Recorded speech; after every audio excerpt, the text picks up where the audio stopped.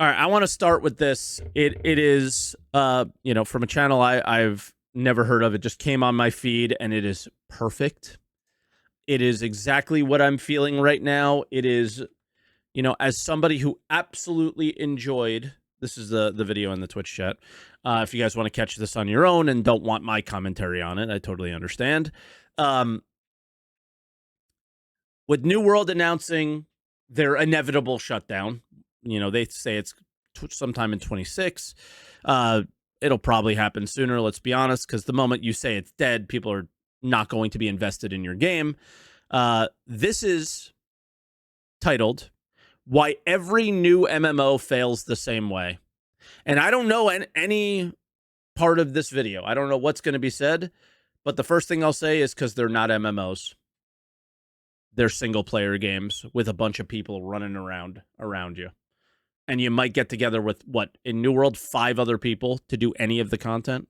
So, yeah, let's hear this. I'm very interested in this because I think the new direction of MMOs has gone completely off the script, completely doesn't make any sense, and it's the reason they all build up and then instantly die, is because they don't have the longevity of any of the older MMOs. Because, yeah, they just don't do it the same way. They make, like, mobile games out of MMOs. All right, let's watch the video. Oh, shit, it's muted. Hold on.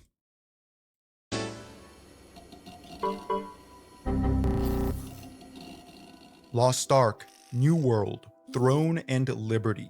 Each one of these titles should evoke something in the mind of the modern MMO enjoyer.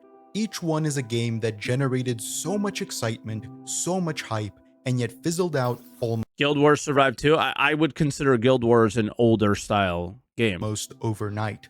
From 1 million concurrent players on launch to this, obscurity. Players have by and large moved on, and even expansive new updates fail to foster any kind of consistent return or growth. Today, I want to figure out why that is. I don't want to analyze. No, number one, nobody wants to do a subscription model.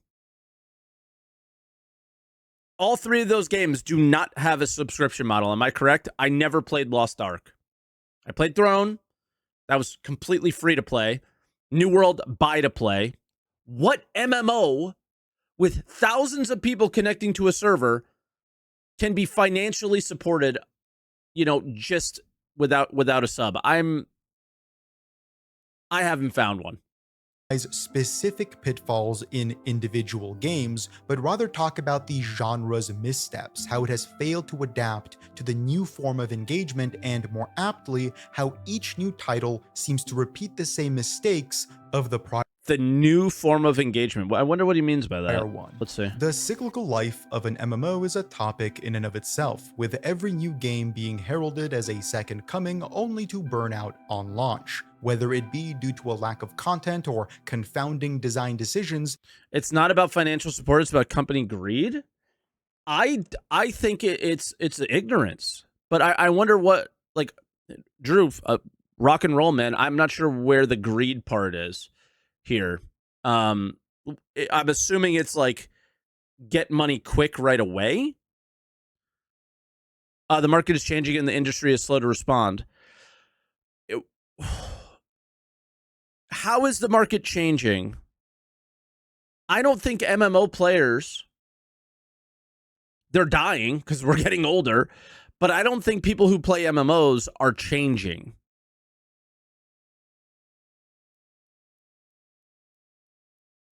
A CEO terminating 14,000 jobs because they can't get what they want in a short time. Yeah, but who told them that they would? Right? Like, or okay. I think I see what you're saying. So we're talking about the New World thing, I'm assuming right now. And I don't think what you're, I'm just guessing here, but what I'm assuming you're saying is the heads of these companies that are making MMOs are not interested in a subscription model because that's a slow drip of income rather than a boom, day one, you know, hundreds of millions of, you know, $100 million, $50 million, something like that, bang, right into the account. We have, you know, gotten back our development costs. And then after that, we don't care.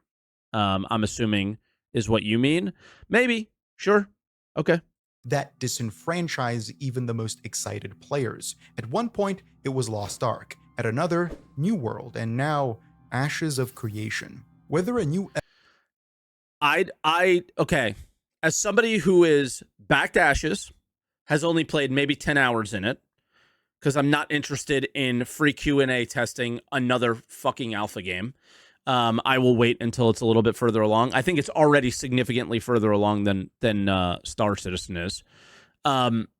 They're not the same from my perspective. The Ashes of Creation could be a scam, but they're going with a submodel, and I think that's the way to go, because then you are forced as a developer to make the game enjoyable for a long time. I also miss Narc. I very, very much miss Narc, but yeah, it's a situation where you're forced to make a good game that people want to play for years, not weeks, not months. MMO can match the hype is besides the point. The hype... I had a great time in New World and a great time in Throne and Liberty. For a couple months in New World and a couple weeks in Throne. Itself is what interests me. MMO players, for as tribalistic as they are, as invested as they are in whatever title they value, are still hungry for something new, something fresh. Yes. It's strange, right? For as much as I am comfortable... They all play their MMO that they play. For me, it was Ultima Online. Right now, it's EVE Online. I feel like I'm going to jump back into Albion at some point, but I think I need to not... It can't be about content. It can't be about comparing to this, comparing to that. It needs to literally be a game that I enjoy off stream before I can ever bring it on stream, that kind of thing. And like, you know, just play with a guild that is legitimate or whatever, and you know, just dive into the game. Which is a more modern MMO. It's a newer MMO, but it stayed with the older model. It built itself off of the EVE Online model, but I think improved it in a lot of ways. And yeah, that's the only one I've seen in the last few years that was like, ooh, this scratches my itch from and can pull me away from my older games that I'm used to playing, or the MMO that I'm stuck in. You want a taste of something new, and it's not just the taste of something new. There is nothing, and I've said this a million times, like day one of a new MMO. There is nothing like it. Queues, you get in, there's people everywhere. You're all doing the same quests. It's this, you see somebody with a higher number above their head than yours, and it motivates you to want to go faster. But what? Yeah, I have a funny feeling they're getting there, but that's the problem. Is they think we don't want that. In old school RuneScape, and at one point, and they try to World speed of Warcraft, that up. I still eagerly anticipate and try just about every new MMO, and I'm clearly not the only one. A reason why everyone these upcoming titles receive so much buzz is because of the malaise that has overcome this genre's most fervent player base. People are both sick of the state of affairs and complacent with them, comfortable with their home title, while still peeping over the fence at what appears to be greener grass. It's only when we step on that grass do we realize that it's not greener, it's been painted, and it's not grass, it's quicksand. It doesn't take a game theorist to determine the failings of the genre, how it no longer... It's just like a trap door, and it's a slide. It's a trap door with a slide, and you ride down the slide for a while, and it twists and turns, and it's fun, and then it launches you out, and you're just like out of the game so quickly, because it's when it should be this slow, like years-long grind in the game. Facilitates communal interactions because we have so many other applications that do so more readily. Why should I hop onto WoW? Submodel is just FOMO, but scaled on a month?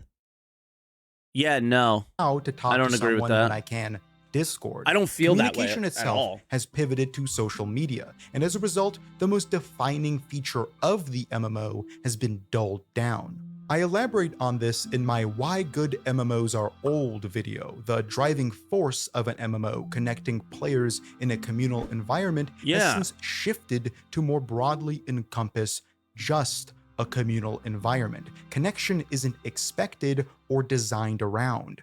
As a at all. And the thing that I hate the most about modern day MMOs is I change my armor. I go from a healer to a tank in literally 3 seconds in one character. When that would be a 6 months in another MMO to build up a tank. 6 months. And I get that people hate it. Like some people hated that. Then maybe MMOs weren't for you, because a lot of people loved it. A lot of people loved it because it's not Zoomer attention span. It really isn't any of that. It's envy.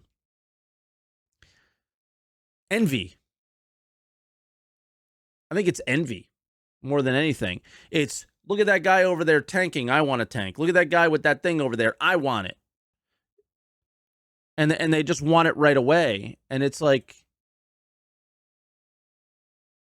no. Right? It's like that it's the journey. And most games, leveling is like faster when you do it with friends. And even if it's like boring, you'll be like hanging out in, it wasn't Discord at the time. It was something else, like Vent, right? With your buddies while you were leveling, shooting the shit, talking about whatever. And you were just, grinding out mobs or doing quests or whatever and gaining that stuff. And now, you needed multiple characters to do multiple things. And each grind of a character took a long time. And what that made is like, hey, I'm a fully, I'm a high level tank, but I can't craft the food that the tank needs to be able to, gain more health or more or more like health regen or something like that. And it like that community aspect just disappears. And it's like, man, when I saw New World that you were able to have every skill and I couldn't just go down the crafting path and become a good crafter, you know what I mean? Because it's the thing that I wanted to do while the other guys were going out there and doing the wars. I would be building the weapons that they were winning the wars with or something. That's the old MMO way, where it's like you have to choose a path. Are you going to be a PvPer, PvE, crafter, resource gatherer, cook, bard? Now you're just everything, all in one, and can like snap, switch. So you don't need anyone.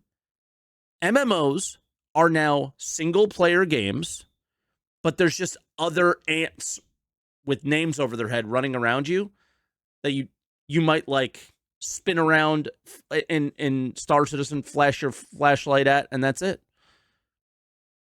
You won't need anybody. That's when I heard there were no skills in Star Citizen, I said, that's a problem. That's a problem. I get that, your hands on your sticks and your mouse and keyboard are your skills. But when you don't restrict anything from anybody, everybody has everything and everyone gets bored at some point. Response to this, MMOs nobody has anything too. then. They have become more single-player focused, hey! with group activities being a small minority of available content or readily soloable by the most intrepid of adventurer. Yep. And the thing is even the old school MMOs, a majority of your time, I believe, at least for me, was spent solo, like crafting my stuff or doing some leveling and doing some stuff before we got together and did a raid or did some PvP or whatever in the game, right? Is like still a majority of the content is solo, but you're working on your character to be able to support your team and things like that is what I've enjoyed with Many it. have noticed MMOs taking on a more short-form, seasonal approach to better mimic the functions of successful live service games populating the medium. A genre. Who started, not seasons, but what are they called? I don't know why it's the tip of my tongue. New World had them too. They weren't called seasons.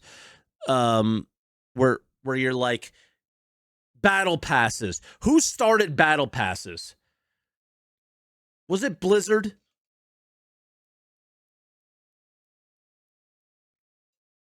I'm assuming it's Blizzard because Battle.net, Battle Pass. It was EA. Was it Diablo? I don't know. I don't care. Like, I kind of care because fuck them. Fortnite definitely didn't start it. What are you, 12? It was inspired by the season ticketing and originating with Dota 2 in 2013. The Battle Pass model gained more use as an alternative to subscription fees and loot boxes beginning in the late 2010s. Yep. And I think that's where we started going wrong. Is like, we want engagement. And this is exactly what CIG is doing right now, is they're essentially battle passing you every month with these dumbass events and then going on camera and saying people are engaged with their game. But they are not engaged with your game in a healthy way where they're passionate about it and they love it. They're engaged with your game because you're just giving out rewards, and they're mindlessly doing your mindless content just to get the rewards. And the moment you don't have anything to do, they're out. And they're calling out their, like, they just, the day-to-day without having to coax people with like a treat. Having that be fun in an MMO is the best. This genre that birthed the live service model has now been consumed by its most modern iteration. Instead of continuing to pioneer novel interactions, it has relegated itself to sustaining the most expected ones. At this point, you may get more social interaction in a Call of Duty lobby than you would in some contemporary MMOs. That's very difficult to design around. People always gravitate to the most convenient option, and it's simply not convenient to do most of your socializing in a game, even if it creates a tangible and connective game world. But I want to take a step back from diagnosing certain issues with the genre and try to deduce a patient zero, where it began in my opinion. Okay. Hey, I just want to hop in and say thank you to all of my channel members for supporting this project. If you want to support this channel, consider subscribing, and if you really enjoy my content, you can become a channel member like all those people on screen. You'll get access to perks and benefits such as— Here, let me link his thing again, because bro, this guy gets it. This is my first time ever seeing his videos. As the Fireside Podcast, where I bring in other content creators to chat games, art, and more. Thanks for watching, and back to the video. There are two core issues. He's a RuneScape in my creator. eyes. While the ramifying nature of social media can be to blame, this issue pervades genre decisions too. And one of the most prominent ones is something I like to call new player-itis, or more analytically, rapid outmoding. A disease that infects studios, making them effectively embarrassed of old or outmoded content, and as a result, pushing players to skip it. This synergizes with the seasonality of modern MMOs too. I talk about this in brief during my Blizzard Forgot game design video, and to summarize, the issue stems from the self-cannibalizing nature of the theme park subgenre, which has become the standard for most MMOs. Just about— Bro, this is the direction CIG is going in. It's so fucking dangerous. It's so bad, I think. Like, I think people are invested in WoW from the early days, and a lot of them are still playing because of that. Who's invested in Star Citizen outside of the, you know, Idris owners right now? Not enough people, I don't think. Each new one, yeah, vanilla WoW is more Sand Park. What is it called? Retail WoW. That's where it's like just theme park. Very invested money.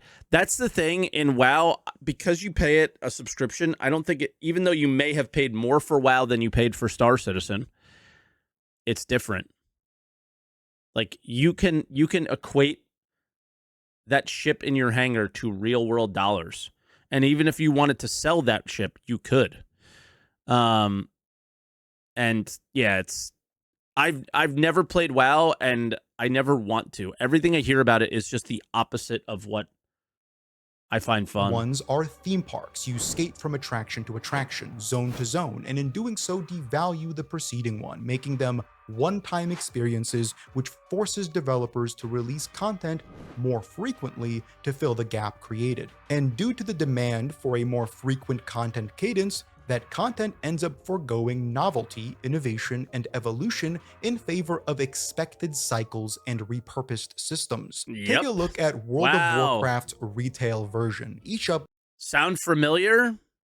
We're literally doing Save Stanton or Fight for Pyro. Like, we're just doing the same missions that you already do, and they are ever so slightly skinned in a different way.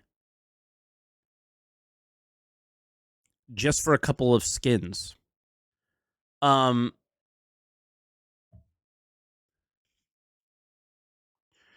I don't think it would matter as much, because, like, how is that different than grinding mobs in an like, you're just grinding this, like clicking, you know, F1, F2, F3, F4, F5. Like, it's the same thing. You're just hitting your keybinds, killing mobs, and it doesn't feel any different. Why? I think it's because you're not invested in your character, or you're not invested in the payoff or whatever. The payoffs in Star Citizen are really poor right now, and I think it's okay that they're poor at the moment. Is it because of the rewards? Is it because, I'm not sure. It was way more I was way more invested in the events where we got the Ardor repeaters. I was way more invested in the events that we got. Do we get anything else of value like the Ardor repeater? I'm trying to think. Is there anything unique? Oh, the Ripper SMG, right? I think that was one that was another one that I felt invested in, because it was like you were doing a quest to get a valid reward. Yeah, the F7A token, that was so heavily PvP focused, I knew I was never going to be able to do it. And it was so broken, there was like all sorts of issues. So I wasn't as invested in that, but I wanted to be, right? I don't know. So it's weird. The story isn't in something I'm invested in, and currently the rewards aren't invested in. Wasn't the Ripper in the CitizenCon goodie pack? I don't know. I didn't get that one, so maybe not, and maybe that's why I felt invested to get it. Right? Update is essentially identical to the last, barring the new skin slapped onto whatever zone players are funneled into. The same kind of raid, the same kind of dungeons, the same kind of gear, and even the season-specific concepts like special pieces of customizable jewelry are just reskins of systems that existed before. Well, compare that to old school RuneScape's smaller content releases, which bring with them entirely new gameplay ideas. OSRS has 3, soon to be 4, raids, yet each one drastically differs from the last, not just aesthetically, but mechanically, philosophically. They are different gameplay experiences, from the roguelite-inspired Chambers of Xeric to the boss gauntlet of the Theater of Blood. They can afford to take these risks and deliver novelty because there is a community-wide understanding that this piece of content will last for decades to come, not for a single half-year season. To return back to WoW for a moment, the expansion model is similarly static. On launch, you'll get... Would you call our current experiences in the game novel? The worm, the snake, Hathor. I mean, they were. Some of them are pretty repeatable. I don't think they failed in those gimmicks. I mean, what isn't a gimmick now? Gimmick's a weird word because, like, good. I mean, don't you want to be like, hey, if you go here and do these things, you'll get these. Like, that's just video game stuff. Is it really gimmicky? I don't know. I think they did okay with that. I think the worm is not a good experience. I think we expect more and should ask of more of that. I think the mechanics are stand very far away and shoot. And there might be some ads that pop up around you, but there's no, like, or very little strategy. I think the snakes, they did a much better job with a bit of strategy. And Hathor is mostly, if there's PvP, then yeah, it's fun. But if there's not PvP, it's kind of boring. But you gain, you obviously gain, like, you know, pretty sick rewards from it. So I don't know. I feel like they did okay from that standpoint. I thought that that was one of their more successful ventures of this year, were those three things, which took up most of their time and their effort and their energy. And it's kind of why we didn't get any other things, right?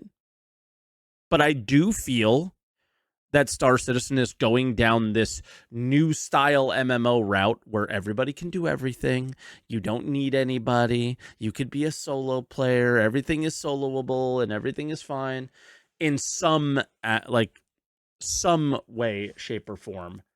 And I think they also currently feel that way because almost nobody's on the server, so it's hard to see other people. But is the threat of PvP the only reason to not solo things? I don't think that's healthy either. Tactical Strike Group doesn't exist. I know it's their intention, but like, that is one of the things that it was like, oh, okay, that's cool. Like, that's one of the, like, yeah, you're doing it, but it also depends on why you're doing that. What's the storyline behind it is part of it. What's the reward behind it? Is it repeatable? Is it something you and the boys are going to want to get together and do, you know, once a week, twice a week, whatever? And yeah, I don't know. A few raid bosses, 8 new dungeons, and 1 or 2 game systems that they're testing out. In Midnight's case, it's housing and the prey mechanic. This attitude creates bloat, a malady that pervades just about every MMO at some point. But theme parks are built for it. They are bloat machines because every new piece of content added stacks on top of prior. 400 spaceships. Why? The Star Citizen bloat is the funniest one because it's their funding model that caused the bloat. It's the weirdest thing. Devalued content. This process creates a bizarre ecosystem where new players must chew through irrelevant bullshit to get to the newest ride, to experience what everyone else is. Yep. But not really, right? When's the last time you had to do an old raid to get to a new one? And that's something we'll talk about. And WoW, you don't, right? Not to spend too much. And WoW, you just, like, buy the expansion and they give you everything from the previous expansions that you would need. This video glazing up old school RuneScape, I have more than enough of that kind of content, but that's kind of where OSRS succeeds and why the game has been growing as of late.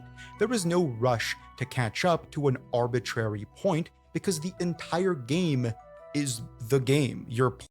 Imagine that. Imagine experiencing the game be the game.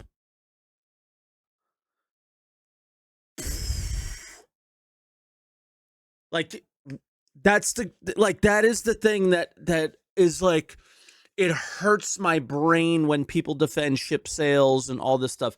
I get it's how CIG funded everything and all of that. I understand that. But with that positive comes a massive negative.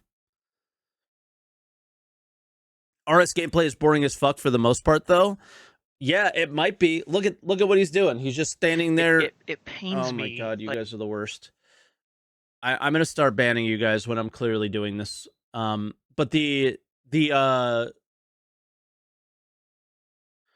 now I lost my train of thought. But it might be boring, but your every swing of the sword, your character is progressing to a goal that you have. Every swing of the sword. Right? Every swing of a pickaxe. You're progressing towards a goal that you have for your character. And when you achieve that goal, it's a good feeling. And that makes things exciting. You don't get any of that in the modern day MMOs as much. Because what you do get of it, you're max level in 3 days.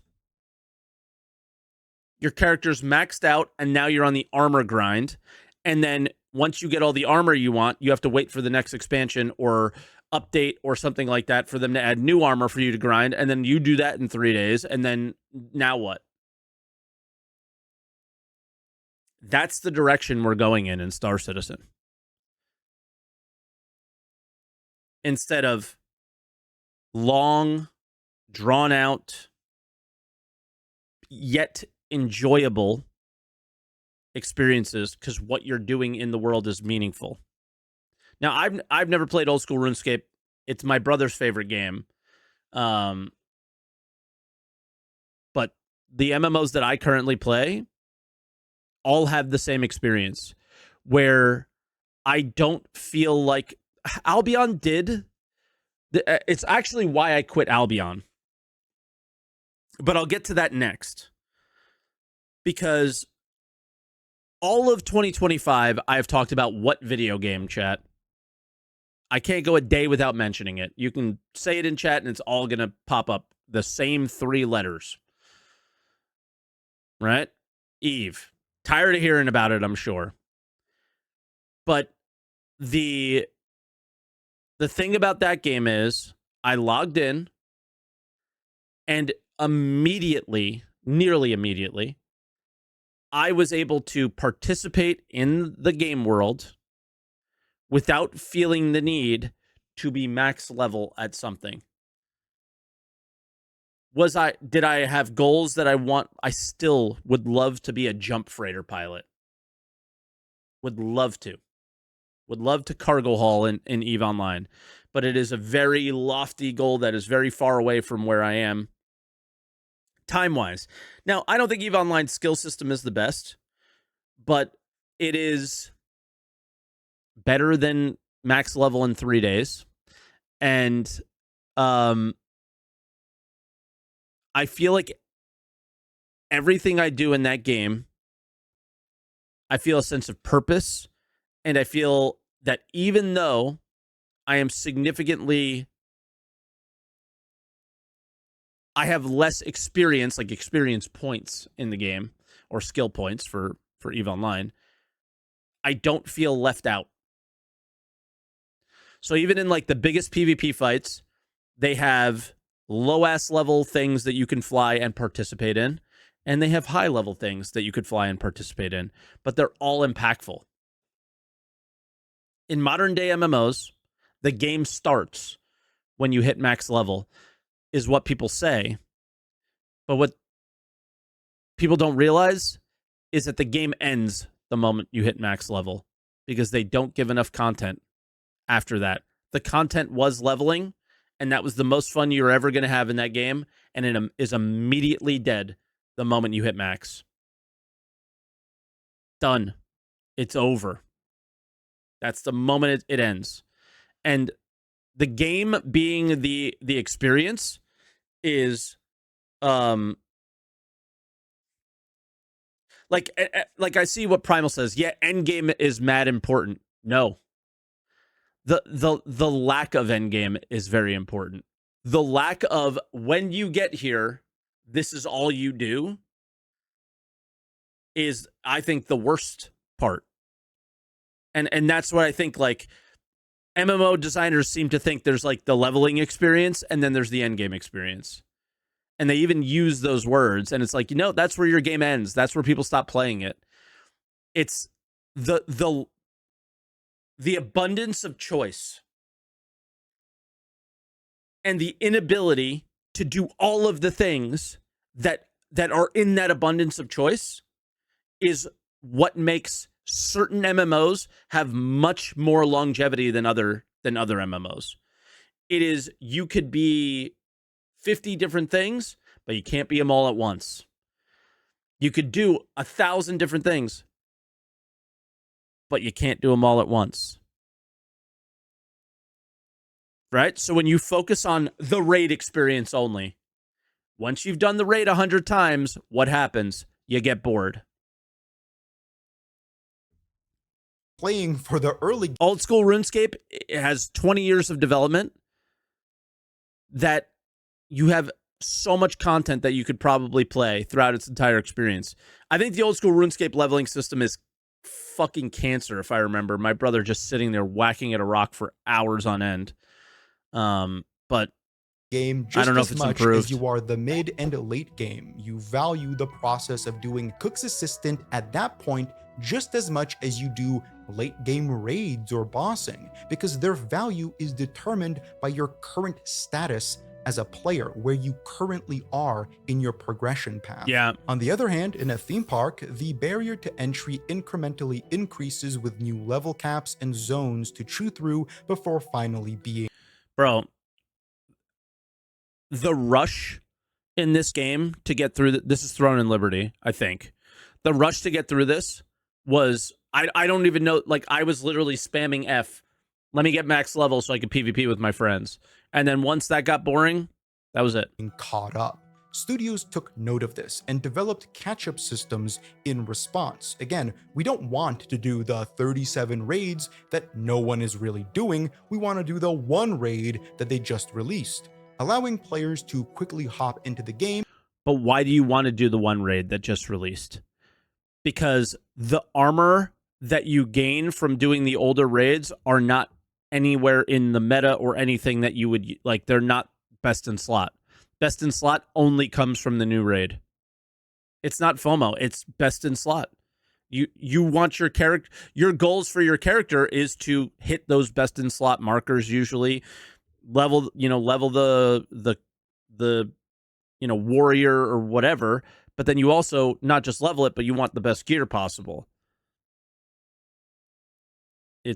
Those are only in the new raids, so the other stuff is just worthless. Even if it's mid-expansion, and join their friends rapidly, hey, is the point of these quote-unquote catch-up systems. World of Warcraft is another great example of an MMO figuring out ways to combat its own self-perpetuating bloat. The level cap was cresting 120 by the time BFA came around, so they exponentially shortened the leveling experience by reducing the cap back down to 60 for Shadowlands. But this was more a psychological change than a literal one. The amount of time it took to level up remained around the same, but it created a more approachable experience. And in the next few expansions, they're probably going to do the same thing again. MMOs within this space are like Hollywood models, constantly aging and doing their best to mask it by hacking away at their body and stapling back sagging skin. The process isn't being reversed, it's just being hidden. It's as expected as death that eventually the byproducts of theme parks will rust over and need to be replaced or given a new lick of paint. It's also the same thing as like the story that we're doing right now, nobody will ever play. Like the the regen crisis is not an experience that other people will likely have. And that part of the story is irrelevant when the game comes out.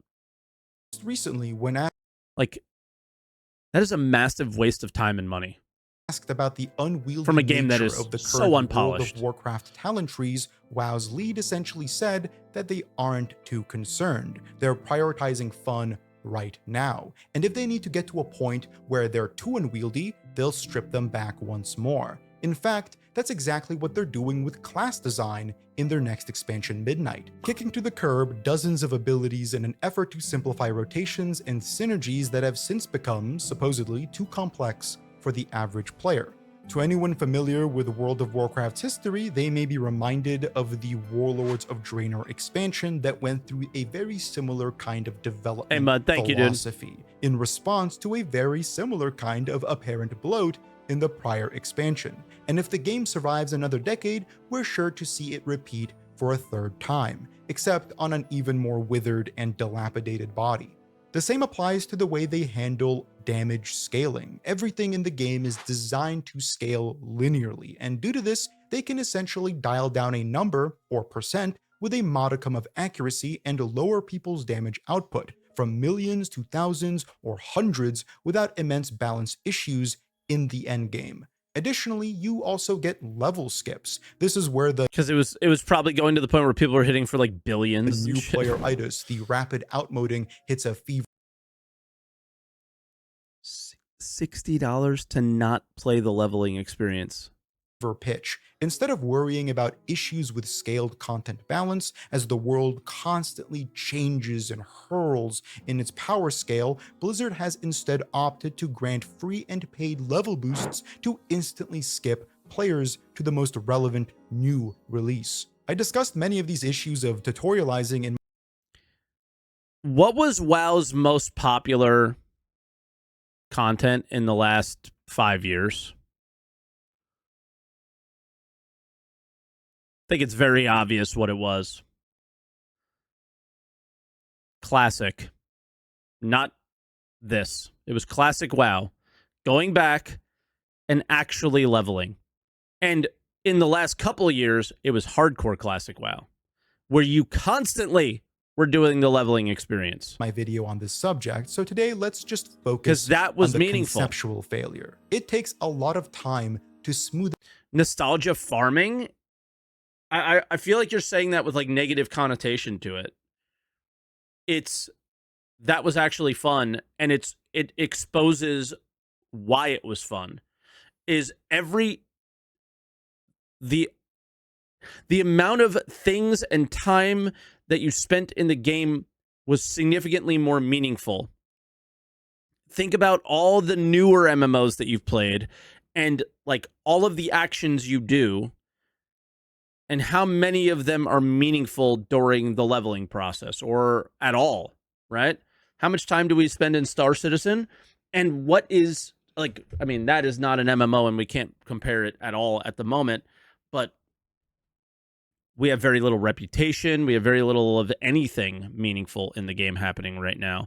And that is scary that there's been almost no focus on what you do in the game and why you do it. And those are things that don't require immense amounts of art or, reinventing the wheel or server meshing or any of this stuff. It's just simple things that have existed for, 20 years now. The harsh edges of bloat, no matter how expected and self-fulfilling it is. This time is spent fixing issues that most players skip past thanks to the prior mentioned level boosts. But those that do engage with them do so only a couple times and only for a very short duration. The leveling experience had to be sped up so drastically that it ceased to be anything of a value. This allows it to be readily skipped and never adjusted, which is to become crazy, anything meaningful. Because that's the MMO, is the leveling experience. Minor and band-aidy that they end up being rendered useless just a couple expansions later. It's kind of how like some more malicious development practices see a company create a problem and then sell a solution. But in this case, it's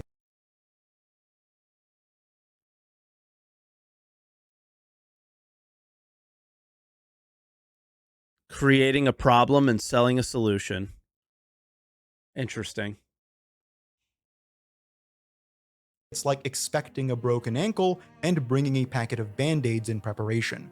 Rapid outmoding comes in as the incepting point for all of this. It is the heart of the self-cannibalization issue and is responsible for theme park MMOs neglecting to evolve the genre and instead contorting it to mimic modern live service games, which it just can't.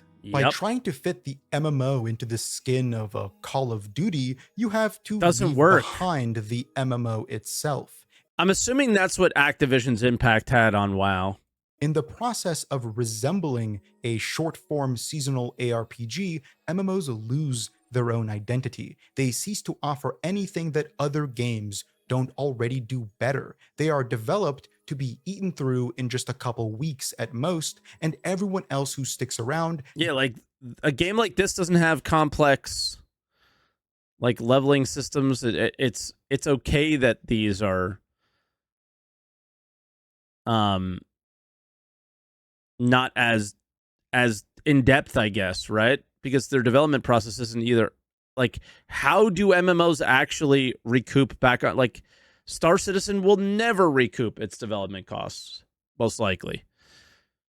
Does so either for some top-end grind or endless time gating. And I imagine like a BF6 is a lot easier to maintain versus an MMO, right? Acknowledging the... It doesn't have to, no, but I'm talking about, like, if somebody else was to make one. Cycle of devaluing old content and the additive bloat that forms from this, studios develop new player-itis. Because old content gets neglected, it no longer resembles the game as it is right now. Yep. Do you see how it is an Ouroboros, a snake eating its tail? Each issue stems from a solution that is a byproduct of that same issue. It's so odd.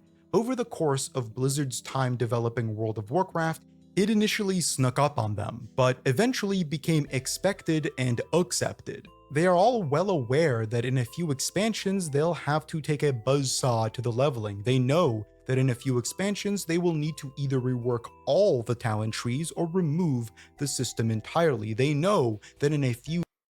Like, in what world is that good? Expansions, classes will become unwieldy once again, and they will need to spend precious development time coming up with new ideas to eventually throw out. It's funny that World of Warcraft's perceived fault half a decade ago was its over-reliance on borrowed power, expansion-specific power scale systems like artifact weapons from Legion that alleviated this issue of bloat because once the expansion ends, they can remove the system and bring player power down to more appropriate levels. Yet they are still doing exactly the same thing, just under a different banner. Not only because it's seasonal and therefore borrowed inherently, with every season being a harsh reset of player power, but also as a more general... Now, I don't think SC is going down this reset, like, season thing, but they are definitely going down the theme park, like, constantly needing to bloat. Like, I think the best example is the F7A Mark II versus the Mark I situation. Like, you have two identical ships that you don't need. You only needed one of them. And they're going to continue to do that trash because of that. And I don't think that's good. And now they're, like, bloating other gameplay systems on top of it that don't make any sense. Oh, and you'll never lose anything, and I'm just like, this I don't see how this will work, but we'll see. I just think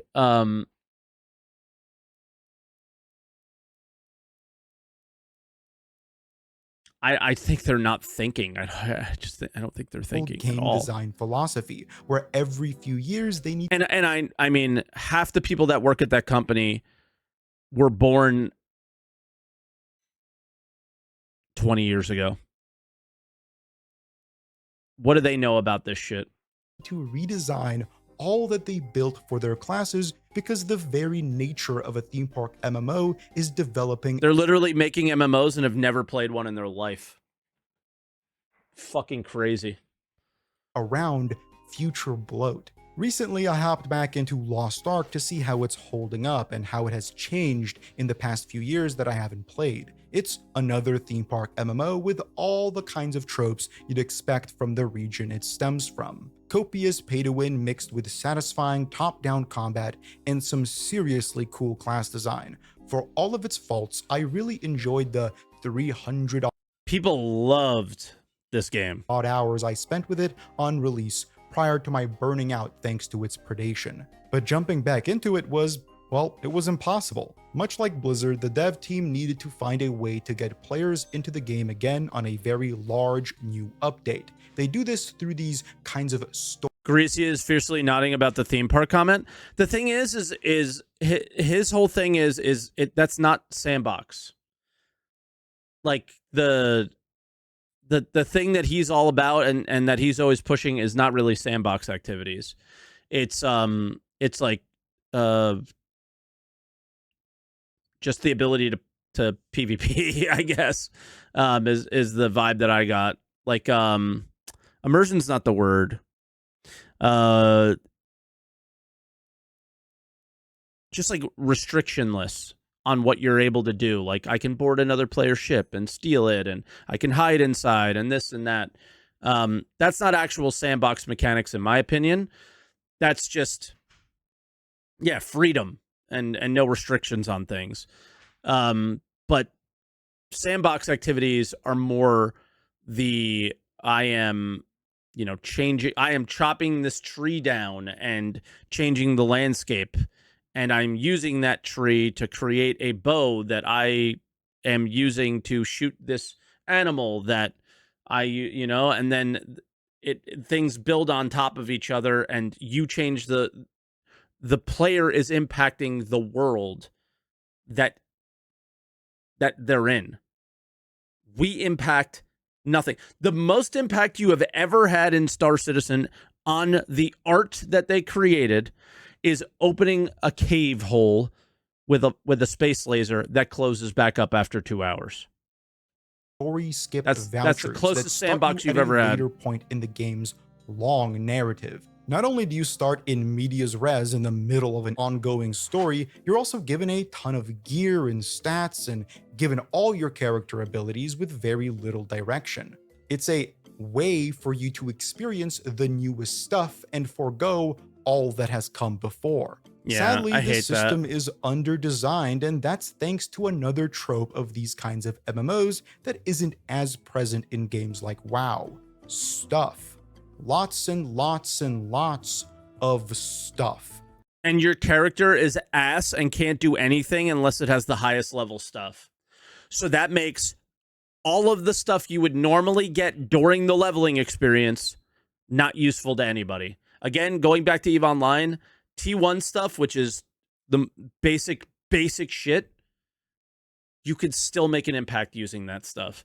You may not win a 1v1 versus like a blinged out player, but in the same ship necessarily.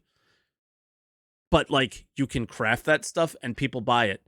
You can use that stuff and participate in fights.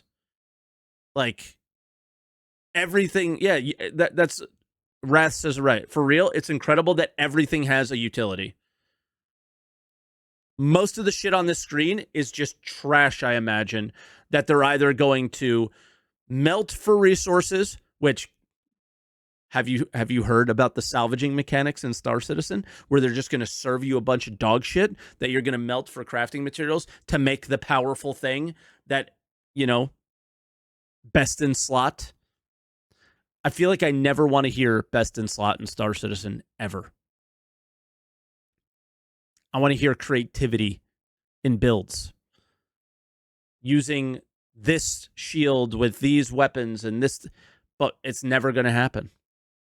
It's never going to happen. They're just going in the worst direction possible. And they'll have that meteoric rise, and laugh their way to the bank on top, and then they're going to close the fucking studio the moment everyone gets bored because of slop like this. Everywhere. Stuff you don't understand, stuff you kind of understand and vaguely remember, and stuff that you do understand but can't use. Logging into a completely new story-skipped character and being... How do I envision the perfect crafting system?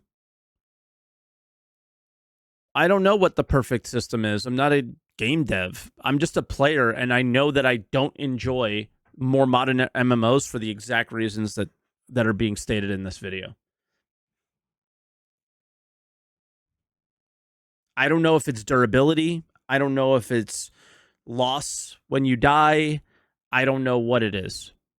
But the perfect crafting system makes the entry-level crafter feel like they're making an impact as much as, or comparatively, as the highest level crafter does. And however you get there, that's up to a game designer to figure out. Right? Eve's got it nailed down. I think Albion does a decent job of it. And to be honest, the reason those games do it successfully is because there's item loss in those games. So what you end up getting is the highest level gear is only used in the most important fights. But in your day-to-day fights, it's usually tier 4 and tier 5. I think the highest level in Albion is tier 8. And in Star Citizen, or excuse me, in EVE Online, it's tier 2. Most people are using tier 2 stuff.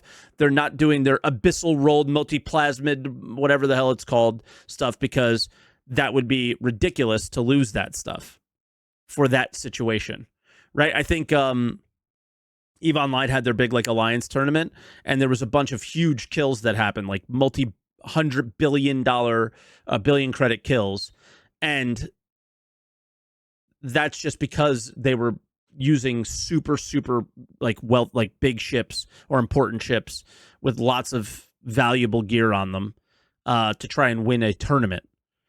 But the day-to-day would never use that stuff. And that makes low-level crafters valuable and high-level crafters valuable. So, yeah, it just works. Because the high-level crafter will just do more of the lower-level stuff that people are constantly buying, or doing high-level stuff that few people are buying and using. Faced with an inventory like this, the mobile game Bing Bong Wahoo, flashing menu options that all lead you down a path of claiming random... Yeah, dude, the fact that MMOs are becoming just mobile games is the fucking grossest shit of all time. Free boosters and aids was so immediately overwhelming and off-putting that I stared at it for like 5 minutes and decided maybe I should go try New World again. These new onboarding systems clearly didn't account or care for making returning players get ingratiated into the endless currencies and tertiary systems of the game. They're more likely to use the story skip because the game kind of pushes it on you. It makes it seem like the appropriate thing. You're just thrown into it all with a 5-minute tutorial, a slap on the ass, and off you go. Have fun. Enjoy the questing. I much prefer what New World has done instead. Another game, like Lost Ark, that burnt out quick post-launch after generating a whole bunch of hype. For those that aren't aware, New World faced a pretty tumultuous development, one that I am actually privy to thanks to being able to play it in its alpha and beta stages. Originally, it was planned to be a survival MMO-esque PvP-centric thing that resembles the like of Rust more so than anything else. That would still be alive today, I think. They pivoted after realizing that most MMO players aren't too connected with full loot, dangerous PvP, or just PvP in general. Unfortunately, this pivot occurred far too late into most MMO players, where do they get that from? Where do they gain that information from?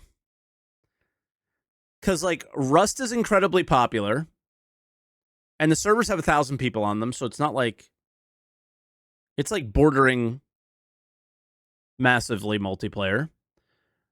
It's not an MMO though, obviously, but just like no shit, it's not an MMO. Okay, I love them. I knew the moment the words were coming out of my mouth that it was like done. EVE Online, still very popular 20 years later. Albion Online, even more popular today.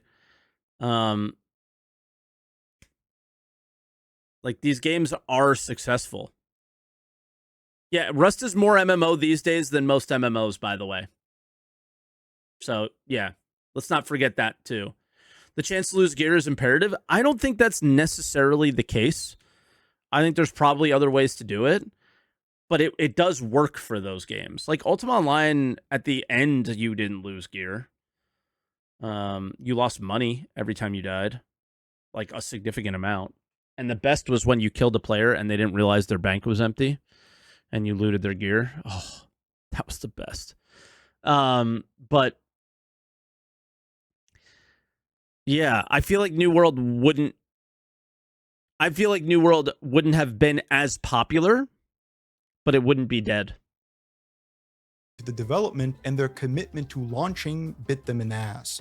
There were admirable traits in New World, but the utter dearth of complexity, clunky combat, and lack of long-term progression made it peter out quick. Clunky combat? Okay. RuneScape player. I don't think the combat was. I thought New World's combat was one of its strong points.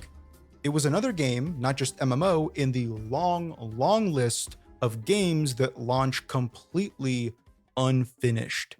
Since then, they released what I would call a slightly underwhelming expansion thanks to its lack of hype, and then pivoted once more to a seasonal model that delivers smaller chunks of content more consistently. And yeah, they're doing like holiday events and stuff. Happened. Unlike other failed hype machines, Lost Ark, Bless Unleashed, and so on, New World has seen some kind of growth since this most recent change. People have returned and stayed there for a longer period of time. Now, it's by no means the kind of success it was on launch, but seeing people return and stay is a... I think this video was made before the studio closed. Positive sign, and when I heard just of like this, a day before, I instantly put it back on the menu. Entering New World again with a new character was interesting because it instantly showcased a different... I've leveled 3 characters in New World and I didn't hate it at any point. Kind of developer attitude to the I didn't love it, but I didn't hate experience. This was an enormous issue on launch, and it has thankfully been remedied somewhat. They spent a lot of time creating a cohesive story to follow and actual quests to do. Before you were snagging tasks from a board and killing some generic zombies, now you are tracked onto something more tangibly narrative and doing something with that. Rather than allowing players to skip to the new season's most exciting mechanics. Have you seen anybody around him this entire time, though? It's a fucking single-player game. And then worrying about onboarding later, they reworked the onboarding experience altogether, and in the process laid the groundwork for increased value and longevity. After all, for these kinds of MMOs, the leveling experience is a bit of a tutorial. You're taught systems and asked to interface with them constantly, from quests to the game's more involved professions. By creating additive value, you can also avoid needing to make every new piece of content require basic game tutorials. Like in World of Warcraft, where every new expansion's first zone feels like a starting area now, because a large portion of players are likely playing it as boosted characters for the... Yep. And the thing about New World is, like, look where he is. He's in a level probably like 40 area, if I remember. And nobody's there because 65 was the max at the end, like the last time I played it, I think. And there's no reason to go there. There's no reason to farm there. There's no reason to fight there. There's no reason to do any of this. First time, with little to no modern experience. Oh, and then this shit where like you can literally level every single weapon and be whatever you want to be. It's weird and kicks you out of any immersion the game has built up to that point. Meanwhile, in New World, the progression feels better, the questing is more exciting, albeit linear and generic, and the professions are integrated seamlessly. Now pair that with one of the best looking MMOs on the market and you might have something here. But it's still flawed and has a long way to go. The combat is very subpar at best. It's incredibly simple and mundane and can often feel clunky and strange and lacks the kind of maybe PvE combat, but PvP combat is pretty impressive. Complexity that connects to me at least with MMOs for a long period of time. I would just outright prefer a more traditional ability-driven combat system if I had to choose, but I hope that future passes can create something a bit more engaging with what they've already built here. It's obviously inspired by Dark Souls and other slower Souls-likes, but it really doesn't do those things well at all. There aren't enough animations, the movesets for weapons are boring, the talent trees are horrific. I really hope they put the time necessary to revitalize something that again, I thought this was like one of their strong points, you do so often in the game. Dark Souls, just because you roll and there's iframes. The combat. But to return back to the topic at hand, clearly the very nature of a theme park, or in New World's case, a slight hybrid, is that you can find success after launch failure. But what it involves is more clever ways of retaining existing players and onboarding new ones or returning ones. Reworking the new player experience is a far better answer to the self-perpetuated bloat of these kinds of games than... Will Ashes of Creation save the genre? It could. This video aged like milk? No. Because the studio closed doesn't mean that New World wasn't doing some things right or like wasn't doing okay.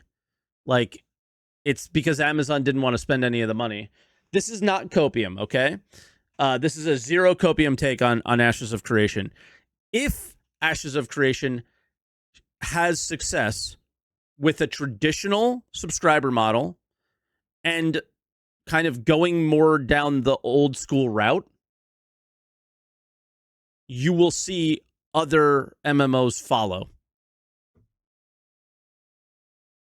That's if somebody can prove that the old model can be successful and you could pull people out of their WoW subscription to your subscription, or your Eve subscription to their subscription, or your Albion or whatever, because the MMO players are out there, but you got to draw them from the games that they're already sunk into. Just kicking them deep into the end game and saying, good luck, dude. Then sure. Also, MMO but if players not, love progression. It's probably the last shot. Rags to riches of starting from nothing and getting something. Hell yeah. Rags to riches. That's what MMO's all about. And the fact that you skip that part is fucking dumb. That's fun. Everybody remembers the first green they get, the first upgrade that truly feels special. By robbing them of this, by just giving them everything, you never experience the game as it was meant to be played and appreciated. I've said this before, but just because you give someone a high-level character doesn't mean they'll get invested in your game. If you need to skip a portion because you're aware it could... It means the opposite. They will not be invested in your game at all. They will just go through all of the available content and then uninstall, like they always do. Scare away new players, then why even have it? Investment in a game comes from time spent with it. A mutual understanding of what you achieved and what you can achieve through playing it more. Not just from having a big number next to your character's level or being able to play with the newest, shiniest thing. You see other people that have the things that you want. And instead of crying about it and buying skips on a website, you play and you get that thing. Developers need to try and foster a culture of players that appreciate every aspect of the game they play, even if they aren't explicitly excited about each one. I'd reckon that most people are going to bounce off a game that puts them in a position of power, needing to interface with things they don't understand. Give a new player the best weapon in the game and they likely won't care. Why should they? They don't know the value it has, they can't compare it to other items and notice the increase in their power. Stripping value from context never generates value in the first place. A word that I've heard a lot of WoW players and developers use recently is evergreen, content that will always stay in the game. Now, in the WoW space, that generally means a system more so than a piece of content, because content is always replaced. Raids are evergreen content, but every new raid instantly devalues and renders the prior one irrelevant. So what they mean when they say evergreen is that the system of raiding is a permanent fixture, but individually raids are replaced every 6 months. I think the new player experience of New World, the refreshed leveling journey, is evergreen in a more intuitive sense. Like, where's the history in the game then? It can always exist as it is with minor tweaks. Favoring this kind of clever and forward-thinking mentality is crucial in establishing the framework needed for growth. The first expansion didn't do much for New World, but it did lay a foundation by reworking an experience. Now, years later, they can begin to reap those rewards. That is the benefit of additive content rather than cannibalistic content. That is where bloat ceases to build quite as quickly. So what does the future look like for MMOs in today's environment? Well, that may be a video for another time, but I will say that the persistent failure to acknowledge the value of onboarding through this ever-increasing new player-itis is damaging growth in the genre. Hell, it's arguably killing it. Yeah, it's killing it. We simply can't continue to exist in an environment where the only time to start an MMO is at the start of the MMO. Yep. There are many faults in the genre, especially new games within it, from a lack of endgame consideration to needing to conform to seasonal expectations and an inability to deliver long-form commitments. But all of these things are totally irrelevant if you can't get a prospect user to play for more than a couple hours. A while ago, this was seen as an issue with excitement. A lot of analysts, developers, executives chalked up poor early player retention. You dummies, you don't take people's cash items away, you just make them shit compared to in-game items, then the whales can't complain. I mean, that would be the solution for Star Citizen. Will they be brave enough to do it? We'll see. With boredom, they look at a lobby-based game, other live service models, and think, these people get into the action immediately, while our players fuck around a level 1 zone for 5 hours. This has to be a problem.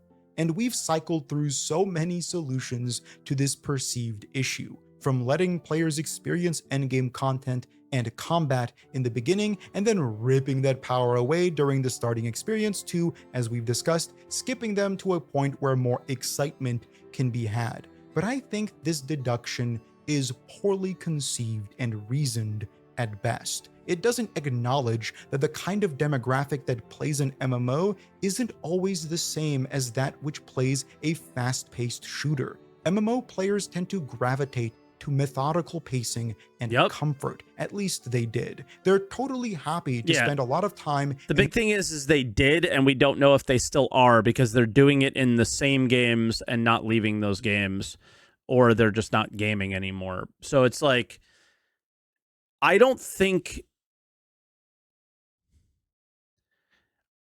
think with old school WoW or whatever coming back, classic WoW coming back, and new people who never played WoW before enjoying it, people get burned out and have lives. Okay. But like, if your game is successful at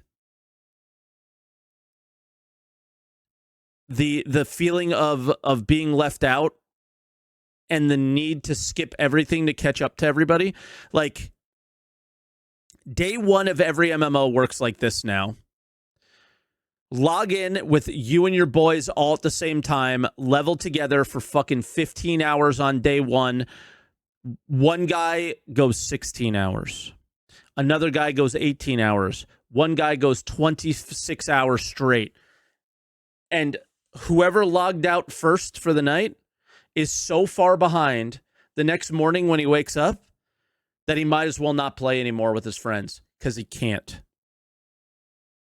That is every MMO that I have played in the last 5 years.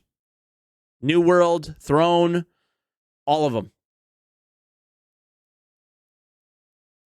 The way they do leveling is horrible. Because it has no impact on anything. It is you are leveling just to get to the actual game instead of leveling being the game. It's so weird, dude. It's so weird. It's so annoying. An early game zone if the vibes are good. If they start... That's every leveling game ever?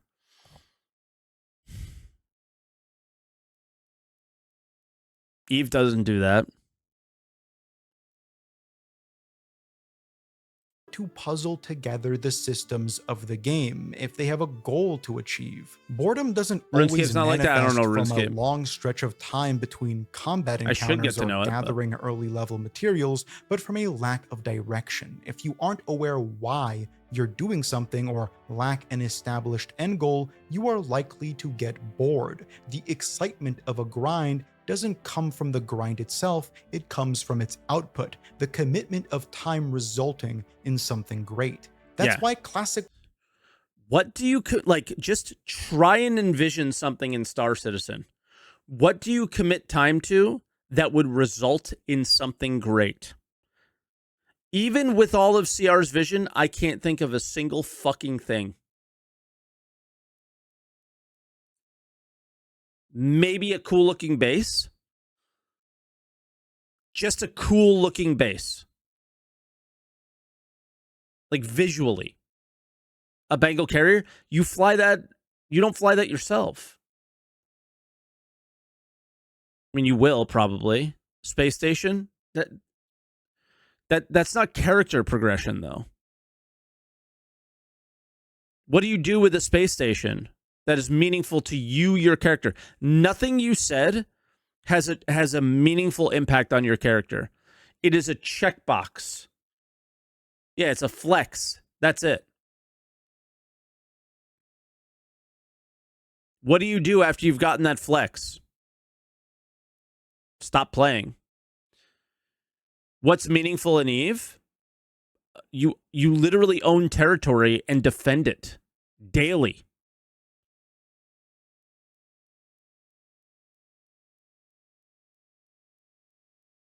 You build up your manufacturing processes. You build up characters to be able to do new and different content. Why do you want to own it? I don't own it. But you live in it because it's safe and you're able to do things and stuff. It's cool. Sounds like leveling to you. Nobody's saying leveling is bad. If you're gathering leveling is bad from this conversation, you need to re-listen, because that's not what anybody here is saying. The person making the video and myself.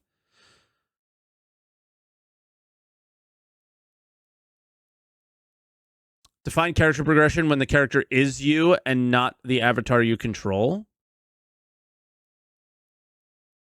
I don't know what you're going with that. Hopefully base building gives us some industrial bases which you need to defend. Nope. We already know it doesn't.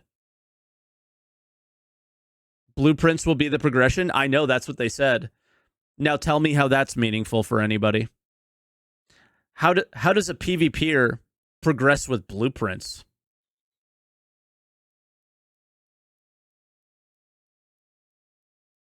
Friend, you want to be a crafter?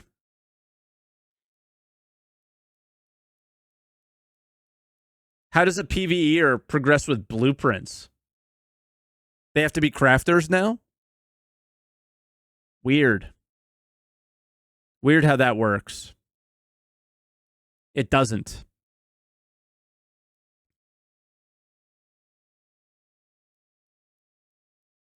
Right?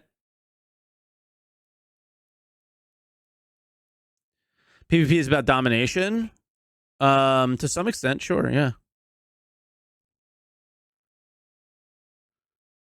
WoW's re-release in 2019 saw millions of players checking it out when half of their playtime was just running between zones, because as they did, they could analyze future plans, discuss goals and motivations, plan routes, and locate quests. The lull between action isn't bad, it's crucial. A heartbeat isn't just an ebb, it's also a flow.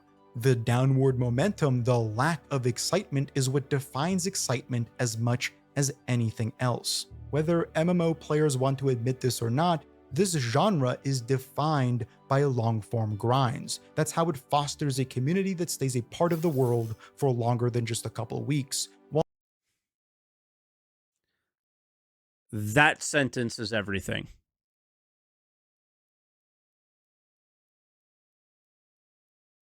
That sentence is MMOs are defined by a long-term grind, and that grind is not weeks. It's not months, it's years. Star Citizen blueprints are not going to be defined by a years-long grind. I'm sorry. There's just no way that will be good enough. But nobody wants to do this nowadays. No, you don't want to do it. You don't want to do it. There are many MMO players that still do it. You don't. 1% want to do it. Okay. Sure. You just don't want to do it. And you're equating your feelings and placing them onto everyone else. While New World's small growth is heartening to see, the seasonal model it uses to deliver content requires a rapid enough cadence to facilitate retention. When you look at a long-form genre and find ways to expedite its progression, you may end up fostering a community that doesn't really like the genre. They may enjoy moment-to-moment games. Yeah, they're trying to say they're MMO players if they play New World and Throne of Liberty and stuff. You're not an MMO player. You're a glorified mobile game player. Are you not doing the same? What am I doing? Gameplay. I have a question for you, brother. Star Citizen's mainly a theme park. It isn't a game at all. It's not mainly anything. It isn't anything. CIG calls some events mission sandbox when they're not at all, mate. I'm just curious as I don't understand. Yeah, none of us understand. And CIG especially doesn't have any clue what sandbox fucking means. So, yeah, we're both confused. Don't worry. But Paseo, I have no idea what you're saying, as usual. But they'll be the first ones out the door when something more immediately exciting comes around. The failure of modern MMOs is multifaceted, but the fear of scaring away new or returning players in the midst of the game's lifespan is an under-discussed issue. Onboarding isn't just a problem of accessibility on release, it's a persistent hurdle to climb over with every new update that generates interest. An MMO should feel like it's growing between content releases, not remaining stagnant. That's kind of the point of a living world, right? Yep. And right now, not just growing, changing. No, I'm talking to two specific people, Paseo. And now a third who is just putting words in my mouth, which you do every stream. Many MMOs are faced with the task of onboarding new players and going about it in the worst way. I only hope that when we collectively wake up to the fact that an MMO is not supposed to last for a weekend, you aren't supposed to skip through it to get to the small piece of content which is prescribed value for the next few months, that it isn't too late. I mean, Ashes is like, this is why people look at Ashes and go, this is the only hope. They're coping to some extent, but they're 100% on point, because Ashes is the only modern MMO that's being developed that is trying to do it more old school and like that. The last I checked, Blazemonger Sands already caved to the same problem. I haven't been following Ash's development recently. Can you give it a link so I can give it a like? Yeah, I hope a lot of you guys do. There's some non-MMO players who hitched their ride on a game that was calling themselves an MMO, Star Citizen in the chat, but it's a realization that either CIG needs to have, or people who, like myself, are hoping Star Citizen will become an MMO. One of us will have the realization. I don't know. Right now, the Ashes community is complaining a lot. I haven't followed it, so maybe I need to catch up on some Ashes lore. But in general, the point here is playing the game is the game. All these events and this and that is not the game. Like, holiday events in MMOs were just like happy-go-lucky, I was there moments that were like a little bit fun and had a funny little reward with them, and that was it. I always think back to my favorite event in Ultima Online was like the last year I played it, I think. It was a Halloween event, and there were only like 5 or 6 devs left at the company that were, you know, just keeping the game alive. And you know how like most audiences that know the names or know the game developers through forum posts or videos or whatever, they build this love-hate relationship with them. You know, either it's a joke or it's not or whatever. It was a Halloween event where the 5 devs or 8 devs or something like that, they created their heads and put them on a spike for a Halloween event.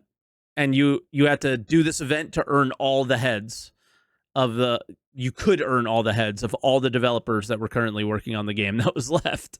And their heads were on a spike to kind of like play as it was Halloween style, but it was also this joke of the back and forth that goes on between the games community and its development team. And I thought it was really, really fun.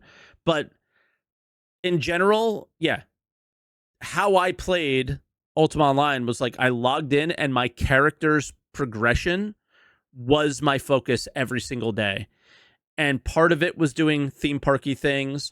Part of it was doing PvP and getting better at that. And that's what it is. I don't know. But like most of the game wasn't a part of some seasonal battle pass or hitting an artificial end point until you wait for the next expansion.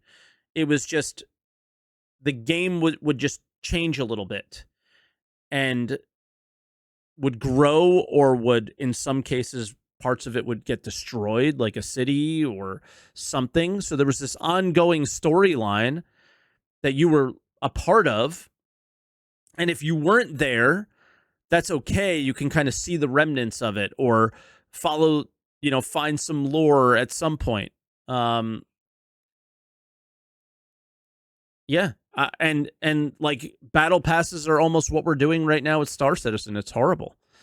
So yeah, I don't know. I don't know how long that was another hour and a half react to a half an hour thing, but I can't describe how much I resonate with this video. When did we stop making the game the focus of the development and not all this other dog shit? It's horrible.